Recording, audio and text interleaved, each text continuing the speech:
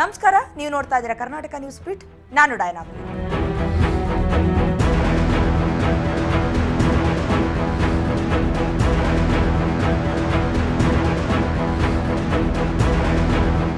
America ಅಧ್ಯಕ್ಷ Donald Trump ಅವರ ಆಕ್ರಮಣಕಾರಿ ಸುಂಕ ನೀತಿಗಳು ಮತ್ತು ಬ್ರಿಕ್ಸ್ ಒಕ್ಕೂಟದ ಮೇಲಿನ ನಿರಂತರ ಟೀಕೆಗಳ ಬೆನ್ನಲ್ಲೇ ಜಾಗತಿಕ ದಕ್ಷಿಣ ರಾಷ್ಟ್ರಗಳಲ್ಲಿ ರಾಜತಾಂತ್ರಿಕ ಚಟುವಟಿಕೆಗಳು ಗರಿಗೆದರಿವೆ.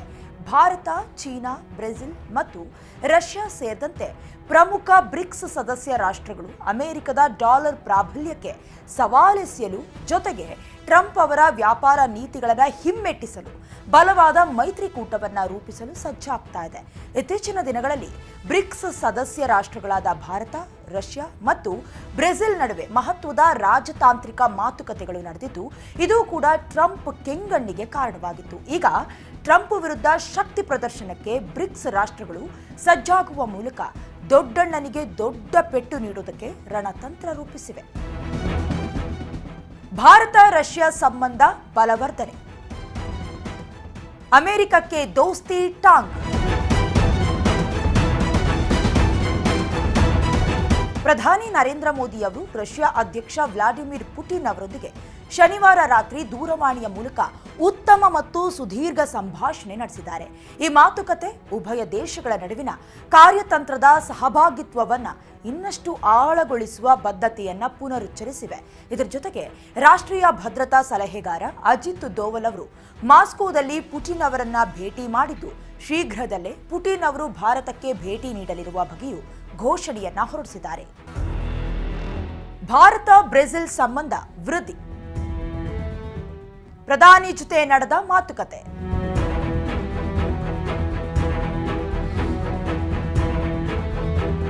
ಬ್ರೆಜಿಲ್ ಅಧ್ಯಕ್ಷ ಲೂಲಾ ಡಾ ಸಿಲ್ವಾ ಅವರು ಪ್ರಧಾನಿ ಮೋದಿ ಅವರೊಂದಿಗೆ ಮಾತುಕತೆ ನಡೆಸಿ ವ್ಯಾಪಾರ, ರಕ್ಷಣೆ, ಇಂಧನ ಹಾಗೂ ತಂತ್ರಜ್ಞಾನ ಕ್ಷೇತ್ರದಲ್ಲಿ ಭಾರತ ಹಾಗೂ ಬ್ರೆಜಿಲ್ ಸಂಬಂಧಗಳನ್ನು ಬಲಪಡಿಸುವ ಬಗ್ಗೆ ಚರ್ಚೆ ಮಾಡಿದ್ದಾರೆ. 2024ರಲ್ಲಿ 12 ಶತಕೋಟಿ ಡಾಲರ್ನಷ್ಟಿದ್ದ ಉಭಯ ದೇಶಗಳ ವ್ಯಾಪಾರವನ್ನು 2030ರ ವೇಳೆಗೆ 20 ಶತಕೋಟಿ ಡಾಲರ್ಗೆ ಹೆಚ್ಚಿಸುವ ಗುರಿಯನ್ನು ಹೊಂದಲಾಗಿದೆ. ಲೂಲಾ ಅವರು 2026ರ ಆರಂಭದಲ್ಲಿ ಭಾರತಕ್ಕೆ ಭೇಟಿ ನೀಡಲು ಉದ್ದೇಶಿಸಿದ್ದಾರೆ.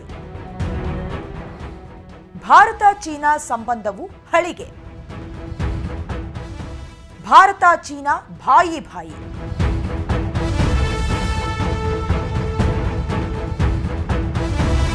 ಪ್ರಧಾನಿ ಮೋದಿ ಅವರು ಶಾಂಘೈ ಸಹಕಾರ ಸಂಸ್ಥೆ ಅಂದರೆ SCO ಶೃಂಗಸಭೆಯಲ್ಲಿ ಭಾಗವಹಿಸಲು ಚೀನಾಕ್ಕೆ ಭೇಟಿ ನೀಡಲು ಸಿದ್ಧರಾಗಿದ್ದಾರೆ.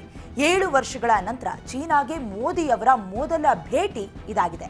ಚೀನಾದ ಸರ್ಕಾರಿ ಪತ್ರಿಕೆ ದಿ ಗ್ಲೋಬಲ್ ಟೈಮ್ಸ್ ಕೂಡ ಭಾರತದ ಕುರಿತು ತನ್ನ ಧ್ವನಿಯನ್ನ ಮೃದುಗೊಳಿಸಿದೆ. ಮತ್ತೊಂದು ಕಡೆ ಚೀನಾಗೆ ಮೋದಿ ಭೇಟಿಯನ್ನ ಸ್ವಾಗತಿಸಿದೆ. ಟ್ರಂಪ್ರ ಸುಂಕ ಮತ್ತು ಕ್ರಿಪ್ಟೋ ನೀತಿಗಳ ಬಗ್ಗೆ ಟೀಕೆ,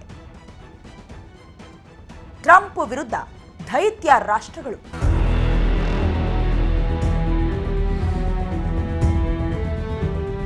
ರಷ್ಯಾ ತೈಲ ಖರೀದಿ ಮುಂದುವರಿಸಿದ್ದಕ್ಕೆ ಪ್ರತಿಯಾಗಿ ಭಾರತದ ಮೇಲೆ ಟ್ರಂಪ್ ಆಡಳಿತ 50% ಸುಂಕ ಹೇರಿದೆ.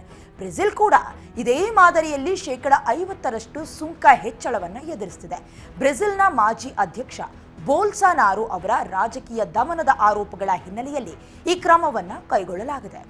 ಟ್ರಂಪ್ ಅವರು ಬ್ರಿಕ್ಸ್ ರಾಷ್ಟ್ರಗಳನ್ನು ಅಮೆರಿಕ ವಿರೋಧಿ ಅಂತ ಟೀಕಿಸಿದ್ದು, ಹೆಚ್ಚುವರಿ 10% ಸುಂಕದ ಎಚ್ಚರಿಕೆ ನೀಡಿದ್ದಾರೆ.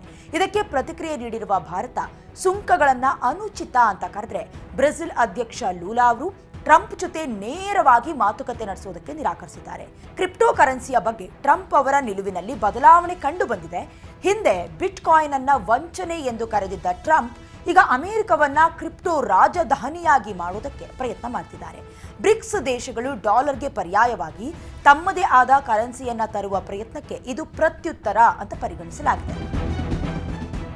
ಬ್ರಿಕ್ಸ್ ಒಕ್ಕೂಟದ ಸಾಮರ್ಥ್ಯ, ವಿಶ್ಲೇಷಕರ ಅಭಿಪ್ರಾಯವೇನು?